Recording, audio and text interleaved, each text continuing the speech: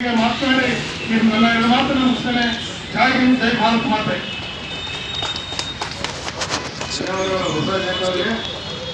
ಈ ಒಂದು ಪ್ರತಿಭಟನೆಯ ನೇತೃತ್ವವನ್ನ ವಹಿಸಿರ್ತಕ್ಕಂಥ ರಾಜ್ಯದಿಂದ ದಾವಣಗೆರೆ ಜಿಲ್ಲಾ ಸಂಯೋಜಕರಾಗಿರ್ತಕ್ಕಂಥ ದ್ಯಾಮಣ್ಣನವರು ಹಾವೇರಿ ಅವ್ರಿಗೂ ಕೂಡ ಪಾತ್ರವನ್ನು ಕೊಡ್ತಾ ಇದ್ದಾರೆ. ಅದೇ ರೀತಿ ಸೀತಾರಾಮಜಿ ಅವರು ಕೂಡ ಈ ಒಂದು ಪ್ರತಿಭಟನೆಯ ನೇತೃತ್ವ ವಹಿಸಿಕೊಂಡಿರ್ತಾರೆ.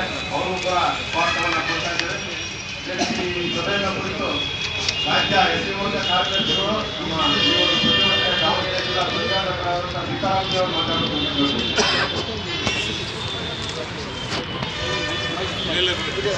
ಬಸ್ಸಿಂದ ಬರ್ತಾ ಇದ್ದಾರೆ. ಟೈಮ್ ಆಗಿದೆ ಅಂತ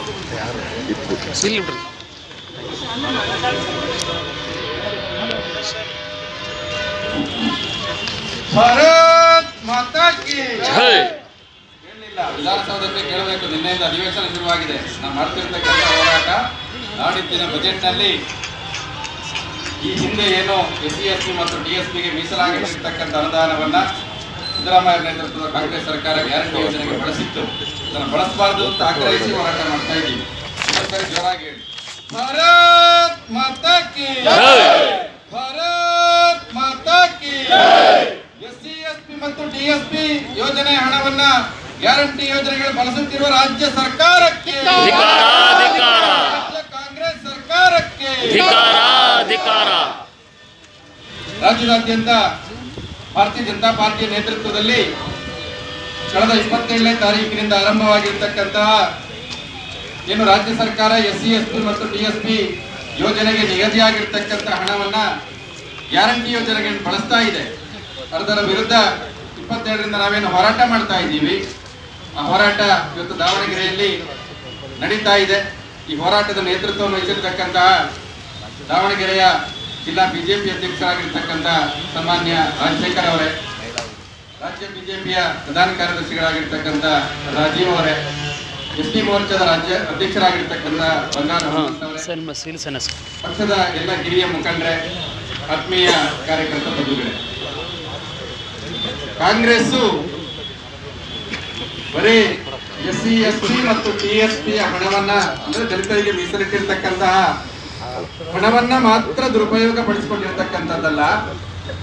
1947ರಲ್ಲಿ ದೇಶಕ್ಕೆ ಸ್ವಾತಂತ್ರ್ಯ ಬಂದ ನಂತರ ನೆಹರೂರವರು ಮೊದಲನೇ ಈ ದೇಶದ ಪ್ರಧಾನಮಂತ್ರಿ ಆದಲ್ಲಿಂದ ಹಿಡಿದು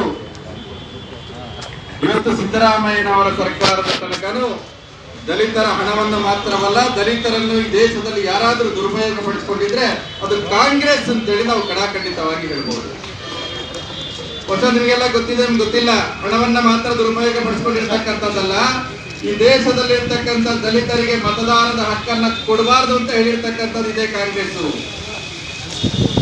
ದಲಿತರಿಗೆ ಮತದಾನ ಹಕ್ಕನ್ನು ಕೊಡ್ಲಿಕ್ಕೂ ಬಿಡ್ಲಿಲ್ಲ ಅವರು. ಇದು ದಲಿತ ಹಣವನ್ನು ಬಿಡ್ತಾರ ಅವರು, ದಲಿತರನ್ನು ಉದಾರಾಗಿ ಬಿಡ್ತಾರ ಅವರು. ಯಾರನ್ನ ನಾವು ಸಂವಿಧಾನ ಶಿಲ್ಪಿ ಅಂತ ಹೇಳ್ತೀವಿ,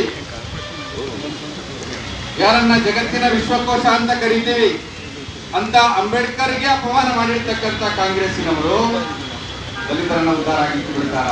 ನಾವು ಯೋಚನೆ ಮಾಡಬೇಕಲ್ಲ. ಬಸವರಾಜ ನಾಯಕ್ ಅವರು ಮಾತಾಡ್ತಾ ಹೇಳಿದ್ರು, ನಾವು ಯೋಚನೆ ಮಾಡಬೇಕು. 2008ಕ್ಕೆ ಮುಂಚೆ ಭಾರತೀಯ ಜನತಾ ಪಾರ್ಟಿ ಅಧಿಕಾರಕ್ಕೆ ಬರುವುದಕ್ಕಿಂತ ಮುಂಚೆ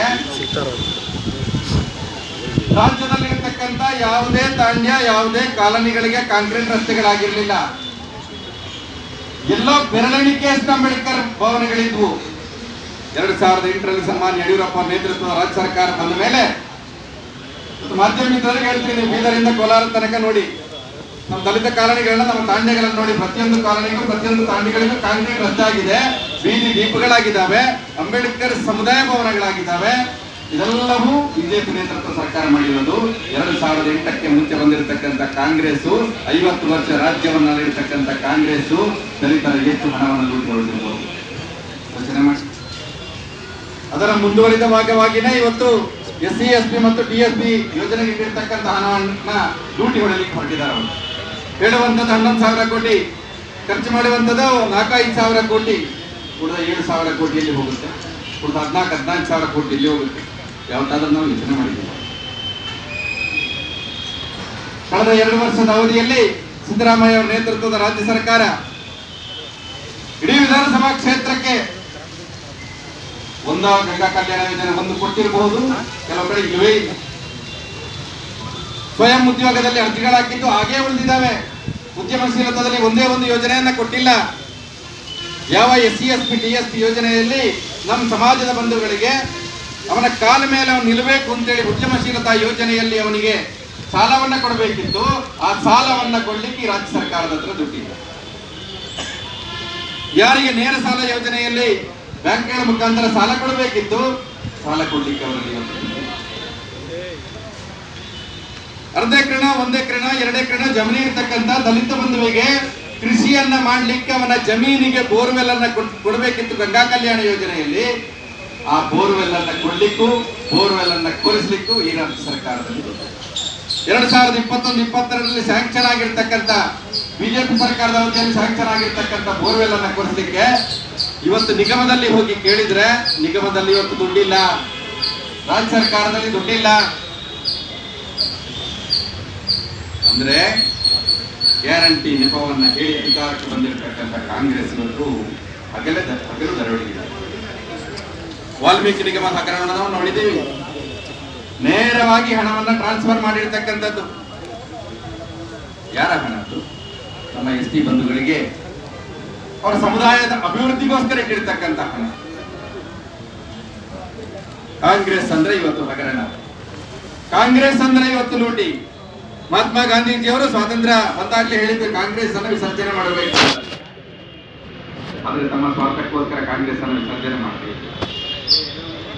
ತನ್ನ ಅಪ್ಪ, ತಮ್ಮ ಅಜ್ಜಿ, ತನ್ನ ಮುತ್ತಾತ ಯಾವ ಅಂಬೇಡ್ಕರ್ಗೆ ಅವಮಾನ ಮಾಡಿತ್ತೋ, ಯಾವ ಅಂಬೇಡ್ಕರ್ಗೆ ಭಾರತ ರತ್ನವನ್ನ ಕೊಡ್ಲಿಕ್ಕೆ ನಿರಾಕರಿಸಿತ್ತೋ, ಅದೇ ವಂಶದ ಕುಡಿ ರಾಹುಲ್ ಗಾಂಧಿ ಇವತ್ತು ದೇಶದಾದ್ಯಂತ ಸಂವಿಧಾನ ಪುಸ್ತಕವನ್ನು ಇಟ್ಕೊಂಡು ಓಡಾಡ್ತಾ ಇದ್ದಾರೆ. ಹೃದಯ ಅಂತಂದ್ರೆ ಅದರಲ್ಲಿ ಪೇಜಸ್ ಇದೆ ಅಂತ ಗೊತ್ತಿಲ್ಲ ಆ ಮನುಷ್ಯನಿಗೆ. ಒಂದು ಕಡೆ ಅಂಬೇಡ್ಕರ್ ಅಪಮಾನ, ಇನ್ನೊಂದು ಕಡೆಗೆ ತೋರಿಕೆಗೆ ಸಂವಿಧಾನ. ಇದು ಕಾಂಗ್ರೆಸ್ ಮಾನಸಿಕ. ಕಳೆದ 2 ವರ್ಷಗಳಲ್ಲಿ ಇಲ್ಲಿ 2-3 ಜನ 4-5 ಜನ ತಾಯಂದಿರಿದ್ದೀರಿ. ನಮ್ಮಲ್ಲಿರ್ತಕ್ಕಂಥ ತಾಯಂದಿರಿಗೆ ಕೇಳಿ ನೀವು, ಕಾಂಗ್ರೆಸ್ ಸರ್ಕಾರ ಗ್ಯಾರಂಟಿ ಘೋಷಣೆ ಮಾಡಿತು. 10 ಕೆಜಿ ಅಕ್ಕಿ ಕೊಡ್ತೀವಿ ಅಂತಂದ್ರು. 10 ಕೆಜಿ ಬೇಕಾ ಬೇಡವಾ? ಕೊಟ್ಟಿದ್ದು 5 ಕೆಜಿ. ಅದು ಯಾರು ಕೊಟ್ಟಿದ್ದು? ನರೇಂದ್ರ ಮೋದಿ ಕೊಟ್ಟಿರ್ತಕ್ಕಂಥ 5 ಕೆಜಿಯನ್ನ ಕೊಟ್ಟರು. ಇನ್ನ 5 ಕೆಜಿಗೆ ನಾವು ದುಡ್ಡು ಕೊಡ್ತೀವಿ ಅಂತಂದ್ರು. ಕೇವಲ 170 ರೂಪಾಯಿ. ರೆಡಿ ಮಾಡಿದ್ದೇವೆ ಸಿಸ್ಟಮ್. ನಮ್ಮಲ್ಲಿ ಒಂದಿಷ್ಟು ಜನ 170 ರೂಪಾಯಿ ಬಂದಾಗ ಮೊಬೈಲ್ ಮೆಸೇಜ್ ಬಂತಲ್ಲ, 170 ರೂಪಾಯಿ 5 ಕೆಜಿ ಅಕ್ಕಿಗೆ ಕೊಟ್ರು. ಸೋನಾ ಮಸೂರಿ ಅಕ್ಕಿಗೆ ನಮ್ಮ ಸರ್ಕಾರ ಇದ್ದಾಗ 950 ರೂಪಾಯಿ ಇತ್ತಲ್ಲ, ಇವತ್ತು 1700 ಮಾಡಿದಾರಲ್ಲ. 170 ಕೊಟ್ಟು 700ರಿಂದ 800 ರೂಪಾಯಿಯಿಂದ ಕಿತ್ತುಕೊಳ್ಳುವಂತ ಕೆಲಸವನ್ನು ಈ ಸರ್ಕಾರ ಮಾಡಿದೆ. ಅಡಿಗೆ ಎಣ್ಣೆ, ಬೇಳೆ, ತರಕಾರಿ ಎಲ್ಲೆಲ್ಲಿ ಕಿತ್ಕೊಳ್ಬಹುದು ಎಲ್ಲ ಕಡೆ ಕಿತ್ಕೊಳ್ಳುವಂತ ಕೆಲಸವನ್ನು ಮಾಡ್ತಾ ಇದ್ದಾರೆ. 2000 ಕೊಡೋಕ್ಕೋಸ್ಕರ ನಮ್ಮ ಮನೆಯಿಂದ ಇವತ್ತು 10ರಿಂದ 15,000 ಕಿತ್ಕೊಳ್ಳುವಂತ ಕೆಲಸವನ್ನು ಈ ಸರ್ಕಾರ ಮಾಡಿದೆ. ಸಬ್ ರಿಜಿಸ್ಟರ್ ಆಫೀಸ್ಗಳಿಗೆ ಹೋಗಿ ನೀವು ಸ್ಟ್ಯಾಂಪ್ ಪೇಪರ್ ಕೇಳಿ. ಇವತ್ತು 20 ರೂಪಾಯಿ 50 ರೂಪಾಯಿ ಸ್ಟ್ಯಾಂಪ್ ಪೇಪರ್ ಇಲ್ವೇ ಇಲ್ಲ. 20 ರೂಪಾಯಿದ 100 ಆಗಿದೆ, 50 500 ಆಗಿದೆ. ಅಲ್ಲಿ ಕೂಡ ವಸೂಲಿ ಮಾಡುವಂತ ಕೆಲಸ. ಪಾಣಿ ತಗೊಳಕ್ ಹೋಗ್ತಾ ಇದೀವಿ, 10 ರೂಪಾಯಿ ಕೊಟ್ರೆ ಪಾಣಿ ಕೊಡೋರು, ಅದಕ್ಕೆ 25 ರೂಪಾಯಿ ಮಾಡಿದ್ರಿ ನೀವು. ಹಾಲಿನ ದರ ಒಂದಲ್ಲ ಎರಡಲ್ಲ 3 ಸರಿ ಏರಿಸಿದ್ರಿ ನೀವು. ಎಣ್ಣೆಯ ದರ, ಅಡಿಗೆ ಎಣ್ಣೆಯನ್ನು ಏರಿಸಿದ್ರಿ, ಕುಡಿಯೋ ಎಣ್ಣೆಯನ್ನು ಕೂಡ ನೀವು ಏರಿಸಿದ್ರಿ. ಎಲ್ಲೆಲ್ಲಿ ಬೆಲೆ ಏರಿಕೆಯನ್ನ ಮಾಡಬಹುದು, ಆಕಾಶ ಭೂಮಿ ಪಾತಾಳ ಹುಡುಕಿದೆ ಬೆಲೆ ಏರಿಸಿದ್ರಿ. ಜನರ ಜೇಬಿಗೆ ಕತ್ತರಿ ಹಾಕುವಂತ ಕೆಲಸವನ್ನು ಈ ಸರ್ಕಾರ ಮಾಡ್ತಾ ಇದೆ. ಒಂದು ದಲಿತರ ಹಣಕ್ಕೆ ಕನ್ನ ಹಾಕುವಂತ ಕೆಲಸವನ್ನ ಕಾಂಗ್ರೆಸ್ ಸರ್ಕಾರ ಮಾಡ್ತಾ ಇದೆ. ಈ ರಾಜ್ಯ ಸರ್ಕಾರಕ್ಕೆ ಈ ಸಂದರ್ಭದಲ್ಲಿ ಎಚ್ಚರಿಕೆ ಕೊಡುವಂತ ಕೆಲಸವನ್ನು ಭಾರತೀಯ ಜನತಾ ಪಾರ್ಟಿ ಮಾಡ್ತಾ ಇದೆ. ಯಾವುದೇ ಕಾರಣಕ್ಕೂ ನೀವು ಚುನಾವಣೆ ಪೂರ್ವದಲ್ಲಿ ಘೋಷಣೆ ಮಾಡಬೇಕಾದ್ರೆ ನಾವು SC ST TSP ಹಣವನ್ನು ಬಳಸ್ತೀವಿ ಅಂತ ನೀವೆಲ್ಲೂ ಹೇಳಿಲ್ಲ. ನಿಮ್ ಬಜೆಟ್ ಅಲ್ಲಿ ನೀವು ಘೋಷಣೆ ಮಾಡಿದ್ರಿ, ನಾವು ಗ್ಯಾರಂಟಿಯನ್ನ ಕೊಡ್ತೀವಿ ಅಂತ ಹೇಳಿದ್ರಿ. ಉಳಿದ ಸಮುದಾಯಗಳಿಗೆ ನೀವು ಯಾವ ರೀತಿ ಗ್ಯಾರಂಟಿಯನ್ನ ಕೊಡ್ತಾ ಇದ್ದೀರೋ ಅದೇ ರೀತಿ ನೀವು ದಲಿತ ಸಮುದಾಯಕ್ಕೆ ಗ್ಯಾರಂಟಿಯನ್ನು ಕೊಡಬೇಕನ್ನುವಂತ ಆಗ್ರಹವನ್ನು ಈ ಸಂದರ್ಭದಲ್ಲಿ ಮಾಡ್ತಾ ಇದ್ದಾರೆ. SC ST TSP ಹಣವನ್ನ ಗ್ಯಾರಂಟಿಗೆ ಬಳಸುವ ನೀವು ಅಲ್ಪಸಂಖ್ಯಾತ ಅಭಿವೃದ್ಧಿ ನಿಗಮದ ಹಣವನ್ನು ಯಾಕೆ ಬಳಸಲಿಲ್ಲ? ಯಾಕೆ ಸಿದ್ದರಾಮಯ್ಯ ಅವರೇ, ಯಾಕೆ DK ಶಿವಕುಮಾರ್ ಅವರೇ ನಿಮ್ಮ ಬುಡಕ್ಕೆ ಬಿಟ್ಟಿರ್ತಾರೆ ಅನ್ನುವಂತ ಹೆದರಿಕೆನ? ಅವರಿಗೊಂದು ನ್ಯಾಯ, ದಲಿತರಿಗೊಂದು ನ್ಯಾಯ. ನಾವು ಸಂವಿಧಾನದ ರಕ್ಷಕರನ್ನು ಅಂತ ಹೇಳಿರ್ತಕ್ಕಂಥ ನೀವು ಯಾವ ರೀತಿ ಸಂವಿಧಾನವನ್ನು ನೋಡ್ತಾ ಇದ್ದೀರಿ? ಅವತ್ತು ಅಂಬೇಡ್ಕರ್ಗೆ ಅಪಮಾನ ಮಾಡಿದ್ರಿ, ಇವತ್ತು ಸಂವಿಧಾನಕ್ಕೆ ನೀವು ಅಪಮಾನ ಮಾಡ್ತಾ ಇದ್ದೀರಿ. ಹಾಗಾಗಿ ನಾನು ಆಗ್ರಹ ಮಾಡ್ತಾ ಇದ್ದೀನಿ, ಯಾವುದೇ ಕಾರಣಕ್ಕೂ SC SP DSP ಹಣವನ್ನ ಗ್ಯಾರಂಟಿ ಯೋಜನೆಗಳಿಗೆ ಬಳಸಬಾರದು. ಅದೆಲ್ಲವೂ ದಲಿತ ಸಮುದಾಯದ ಅಭಿವೃದ್ಧಿಗೆ ಬಳಕೆ ಆಗ್ಬೇಕನ್ನುವಂತ ಆಗ್ರಹವನ್ನ ಮಾಡ್ತಾ, ಎಲ್ಲಿಯಾದರೂ ನೀವು 7ನೇ ತಾರೀಕಿನ ನಿಮ್ಮ ಬಜೆಟ್ ನಲ್ಲಿ ಮತ್ತದೇ ಕೆಲಸವನ್ನ ಮಾಡಿದ್ದಾದರೆ ಹಳ್ಳಿಗೆ ಮನೆಗಳಿಗೆ ಹೋಗಿ ಜಾಗೃತಿ ಮಾಡುವಂತ ಕೆಲಸವನ್ನ ಮಾಡ್ತೀವಿ. ಯಾವ ವಿಧಾನಸೌಧದಲ್ಲಿ ನೀವು ಕೂತಿದಿರೋ ಲಕ್ಷಾಂತರ ದಲಿತ ಬಂಧುಗಳ ಜೊತೆಗೆ ಅದೇ ವಿಧಾನಸೌಧಕ್ಕೆ ಮುತ್ತಿಗೆ ಹಾಕ್ತೀವಿ ಅನ್ನುವಂತ ಎಚ್ಚರಿಕೆಯನ್ನು ಕೊಡ್ತಾ ಇದ್ದೀನಿ. ಅವಕಾಶಕ್ಕಾಗಿ ವಂದಿಸಿ 12 ಮಾತನ್ನು ಮುಗಿಸ್ತೀನಿ.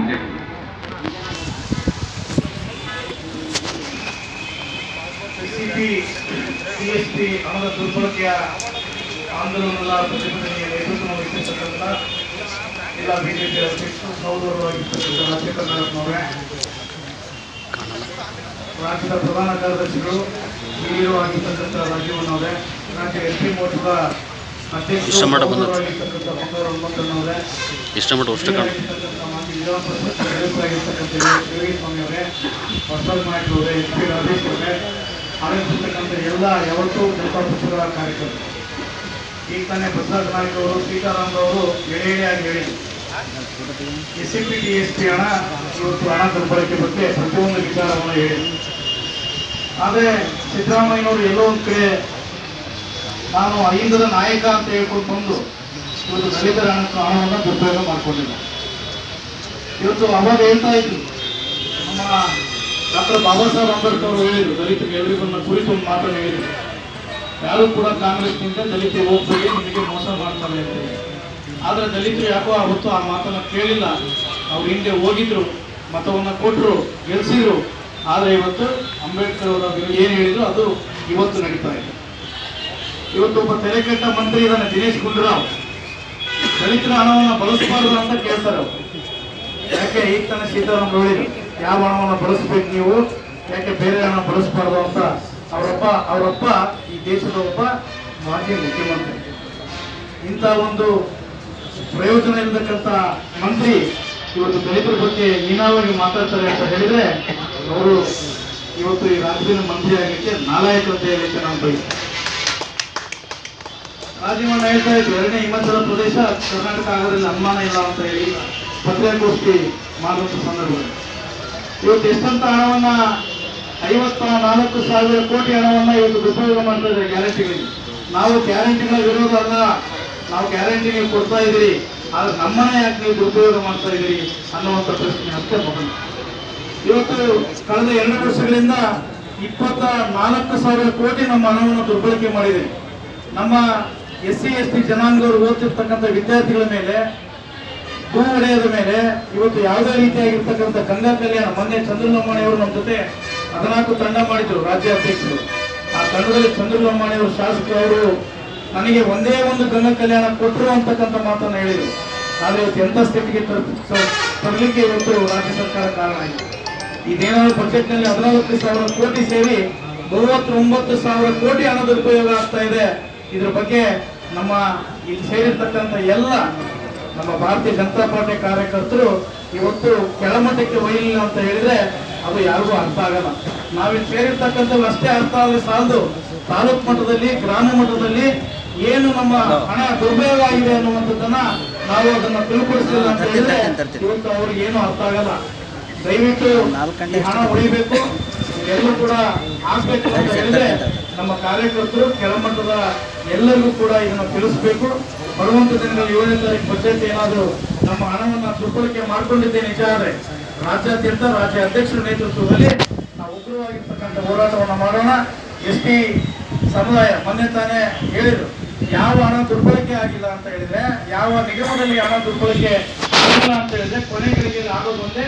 ಮೊನ್ನೆ ST ನಿಗಮದಲ್ಲಿ ಇವತ್ತು ಮಂತ್ರಿ ಏನು ಟ್ರಾನ್ಸ್ಫರ್ ಮಾಡಿದ್ರು ಹಣವನ್ನ, ನಾವು ಆಂಧ್ರದ ತೆಲಂಗಾಣಕ್ಕೆ ಚುನಾವಣೆಗೆ ಏನು ವರ್ಗಾಯಿಸಿದ್ರು ಆ ರೀತಿ ಹಣ ವರ್ಗಾಯಿಸ್ತಾರೆ. ಒಟ್ಟು ಹಣ ಖಜಾನೆ ಖಾಲಿ ಮಾಡಬೇಕು. ಯಾವ ರೀತಿ ಅಂತ ಹೇಳಿದ್ರೆ ಈ ರೀತಿ ಸಿದ್ದರಾಮಯ್ಯನವರಿಗೆ ನಾನು ಹೇಳಿಕೆ ಬಯಸೋದಿಷ್ಟ, ಇದ್ರ ಮುಖಾಂತರ ತಾವಿವತ್ತು ಹಣವನ್ನ, ನಮ್ಮ ಹಣವನ್ನು ದುರ್ಬಳಕೆ ಮಾಡಿದ್ರೆ ನೀವು ಕೊಡ್ಲಿಕ್ಕೆ ನಮ್ಮ ವಿರೋಧ ಇಲ್ಲ, ಆದ್ರೆ ನಮ್ಮ ಹಣ ಮಾತ್ರ ಮುಟ್ಟಿದ್ರೆ ನಿಮಗೆ ಇವತ್ತು ಮುಂದಿನ ದಿನ ವಿವರಣೆ ಮುಖಾಂತರ ಹೆಚ್ಚು ಕೊಡ್ತೇನೆ ಅಂತಕ್ಕಂಥ ಮಾತನ್ನ ಹೇಳಿ ನನ್ನ ಮಾತುಗಳ ವಿವರಣೆ ಕೊಡ್ತೇನೆ. ಜೈ ಜೈ ಭಾರತ್ ಮಾತಾ ಕೆ ಭಾರತ್ ಮಾತಾ ಕೆ ಬಿಜೆಪಿಯ ಜನಪರ ಹೋರಾಟಕ್ಕೆ ಬಿಜೆಪಿಯ ದಲಿತ ಪರ ಹೋರಾಟಕ್ಕೆ ಭಾರತ್ ಮಾತಾ ಕೆ. ಈ ಒಂದು ಪ್ರತಿಭಟನಾ ಸಭೆಯ ನೇತೃತ್ವವನ್ನು ವಹಿಸಿರ್ತಕ್ಕಂಥ ದಾವಣಗೆರೆಯ ಬಿಜೆಪಿ ಜಿಲ್ಲಾ ಘಟಕದ ಅಧ್ಯಕ್ಷರಾದಂಥ ಮಾನ್ಯ ರಾಜಶೇಖರ್ ನಾಗಪ್ಪನವರೇ, ರಾಜ್ಯದಿಂದ ಈ ಪ್ರತಿಭಟನಾ ಮೆರವಣಿಗೆಯಲ್ಲಿ ಪಾಲ್ಗೊಳ್ಳೋದಕ್ಕೆ ಆಗಮಿಸಿರ್ತಕ್ಕಂಥ ಮಾಜಿ ಉಡುಪಿಯ ಶಾಸಕರು, ರಾಜ್ಯ ಬಿಜೆಪಿಯ ಪ್ರಧಾನ ಕಾರ್ಯದರ್ಶಿಗಳಾದಂಥ ಮಾನ್ಯ ರಾಜೀವ್ ಕುರ್ತಿ ಅವರೇ, ಎಸ್ಟಿ ಮೋರ್ಚಾದ ರಾಜ್ಯ ಸಚಿವರಾದಂಥ ಮಾನ್ಯ ಸುಂದರ ಹನುಮಂತರವರೇ, ಈ ಒಂದು ಸಭೆಯೊಳಗೆ ಭಾಗವಹಿಸಿರ್ತಕ್ಕಂಥ ಆರಂಭದಲ್ಲೇ ಮಾತನಾಡಿದ ನಾಯಕೊಂಡ ಕ್ಷೇತ್ರದ ಮಾಜಿ ಶಾಸಕರಾದಂಥ ಬಸವರಾಜನವರೇ, ಜಗಳೂರಿನ ಮಾಜಿ ಶಾಸಕರಾದಂಥ ಎಚ್ ಎನ್ ರಾಜೇಶ್ ಅವರೇ, ಪಕ್ಷದ ಎಲ್ಲ ಹಿರಿಯ ಪದಾಧಿಕಾರಿಗಳೇ, ಆರ್ಥಿಕ ಕಾರ್ಯಕರ್ತರು, ಈಗಾಗಲೇ ಮಾತನಾಡಿರ್ತಕ್ಕಂಥ ಎಲ್ಲ ನಮ್ಮ ಪ್ರಮುಖರು ತಿಳಿಸಿದ್ದಾರೆ ವಿಷಯ ಏನು ಅಂತ ಹೇಳಿ. ಒಂದು ಮಾತನ್ನ ನಾವು ಮನವರಿಕೆ ಮಾಡಿಕೊಳ್ಬೇಕಾಗಿದೆ ಈಗ ಮಾಧ್ಯಮದ ಮೂಲಕ. ಏನಂತ ಹೇಳಿದ್ರೆ, ಇವತ್ತಿನ ಕಾಂಗ್ರೆಸ್ ಸರ್ಕಾರ ಹೇಳೋದೊಂದು ಮಾಡೋದೊಂದು ಅನ್ನೋ ಸರ್ಕಾರ ಅನ್ನೋದನ್ನು ನಾವು ಜನಗಳಿಗೆ ಮನವರಿಕೆ ಮಾಡ್ಕೊಳ್ಬೇಕು. ಏನು ನಮ್ಮಲ್ಲಿ ಒಂದು ಗಾದೆ ಮಾತಿದೆ ಹಳ್ಳಿ ಊರುಗಳಲ್ಲಿ, ಈ ಮಗಿ ಇಟ್ಟು ಚರಿಗೆ ಹೊಡೋದ್ರು ಅಂತ, ಕೆಂಪೊಡೋದ್ರು ಅಂತ. ಬಹುಶಃ ನಮಗೆ ನಮ್ಮೂರಾಗೆಲ್ಲ ಅರ್ಥ ಆಗೈತೆ ಅಂತ ಅನ್ಸುತ್ತೆ. ಮಡಿಕೆದು ಸಣ್ಣ ಕುಡಿಕೆ ಇಟ್ಟು ಒಂದು ಇತ್ತಾಳಿ ಚರಿಗೆ ತಗೊಂಡೋಗ್ತ ವ್ಯಕ್ತಿಗಳು. ಅಂತ ವ್ಯಕ್ತಿ ಮಾನ್ಯ ಸಿದ್ದರಾಮಯ್ಯನವರು, ಮಾನ್ಯ ಮುಖ್ಯಮಂತ್ರಿಗಳು, ಇವತ್ತಿನ ಕಾಂಗ್ರೆಸ್ ಸರ್ಕಾರ ಅನ್ನೋದನ್ನ ನಾವೆಲ್ಲರಿಗೂ ಮನವರಿಕೆ ಮಾಡಿಕೊಡುವಂತ ಸಂದರ್ಭ ಬಂದಿದೆ. ಅವ್ರಿಗೆ ಗೊತ್ತಾಗ್ತದೆ ಜನಗಳಿಗೆ. ಇವತ್ತು ಮೂಗಿಗೆ ತುಪ್ಪ ಹಚ್ಚಲಿ ಅಂತ ಹೇಳ್ತಾರಲ್ಲ, ಪ್ರತಿ ಏನೊಂದು ಹೊಸ ಯೋಜನೆ, ಗ್ಯಾರಂಟಿ ಯೋಜನೆ ಅವ್ರೇನು ಕೊಟ್ಟರಲ್ಲ, 5 ಗ್ಯಾರಂಟಿಗಳಿಗೆ ನಾವು ಈ ಹಣವನ್ನು ಉಪಯೋಗಿಸ್ಕೊಳ್ತಾ ಇದೀವಿ ಅಂತ ಹೇಳಿ SC, ST ಹಣವನ್ನ ಮಹಿಳೆಯರಿಗೆ, ತಾಯಂದಿರಿಗೆ 2,000 ರೂಪಾಯಿ ನಾವು ಅವರಿಗೆ ಗೌರವಧನ ಕೊಡ್ತೇವೆ ಅಂತ ಮಾತನ್ನು ಹೇಳಿದ್ರು. ಯಾವ್ಯಾವ್ದನ್ನು ತಪ್ಪಿಸಿದ್ರು ಅಂದ್ರೆ ಕೇವಲ ದಲಿತ ಸಮುದಾಯದ ಬಂಧುಗಳಿಗೆ ಮಾತ್ರ ಅಂತ ಅಲ್ಲ, ಈ ಸರ್ಕಾರ ರೈತ ವಿರೋಧಿ ಸರ್ಕಾರ ಕೂಡ, ಜನ ವಿರೋಧಿ ಸರ್ಕಾರನೂ ಕೂಡ. ಹೇಗೆ ಅಂತ ಹೇಳಿದ್ರೆ, ಸನ್ಮಾನ್ಯ ಬಸವರಾಜ ಬೊಮ್ಮಾಯಿ ಅವರು ಮುಖ್ಯಮಂತ್ರಿಗಳಾಗಿದ್ದಾಗ, ಬಿಜೆಪಿ ಸರ್ಕಾರ ಇದ್ದಾಗ ಕೃಷಿಕರಿಗೆ ಕೃಷಿ ಸಮ್ಮಾನ ಯೋಜನೆ ಅಂತ 4,000 ರೂಪಾಯಿ ಕೊಡ್ತಾ ಇತ್ತು. ಕೇಂದ್ರ ಸರ್ಕಾರ ಏನಿಲ್ಲ, ಮಾನ್ಯ ನರೇಂದ್ರ ಮೋದಿ ಅವರ ಪ್ರಧಾನಿಗಳ ನೇತೃತ್ವದಲ್ಲಿ 6,000 ರೂಪಾಯಿ ಕೊಡ್ತಾರೆ. ನಮ್ಮ ರಾಜ್ಯದಿಂದ ಮಾನ್ಯ ಯಡಿಯೂರಪ್ಪನವರು ಪ್ರಾರಂಭ ಮಾಡಿ ರೈತ ಸಮ್ಮಾನ ನಿಧಿ ಅಂತೇಳಿ 4,000 ರೂಪಾಯಿ ಕೊಡ್ತಾ ಇತ್ತು. ತಾಯಂದ್ರಿಗೆ 2,000 ರೂಪಾಯಿ ಕೊಡ್ತೀವಿ ಅಂತೇಳಿ ಆ 4,000 ರೂಪಾಯಿ ಕಟ್ ಮಾಡಿದ್ರು. ಇವತ್ತಿನ ತಾಯಂದ್ರಿಗೆ 2,000 ರೂಪಾಯಿ ಕೊಡ್ತೀವಿ ಅಂತ ಹೇಳಿ ಕೃಷಿಕರ ಮಕ್ಕಳಿಗೆ, ರೈತರ ಮಕ್ಕಳಿಗೆ ಏನೋ ಒಂದು ಕೃಷಿ ವಿದ್ಯಾನಿಧಿ ಅಂತಕ್ಕಂಥ ಯೋಜನೆಯೊಳಗೆ ವಿದ್ಯಾರ್ಥಿಗಳಿಗೆ ನೆರವು ಕೊಡ್ತಾ ಇತ್ತು ಸರ್ಕಾರ. ಅದರ ಹಾಗಾಗಿ ಇವರು ಸರ್ಕಾರದೊಳಗೆ ಎಲ್ಲ ಯೋಜನೆಗಳನ್ನು ಕೂಡ ಯಾವ ರೀತಿ ಮಾಡ್ತಾ ಇದ್ದಾರೆ ಅಂತ ಹೇಳಿದ್ರೆ, ತಮ್ಮ ಜೇಬನ್ನು ತುಂಬಿಸ್ಕೊಳ್ಳಕ್ಕೆ ಮಾತ್ರ ಈ ಒಂದು ಯೋಜನೆಗಳನ್ನು ತರ್ತಾ ಇದ್ದಾರೆ ಅನ್ನೋದೇ ಇವತ್ತು ಜನಸಾಮಾನ್ಯರ ಅನುಭವ ಆಗಿದೆ.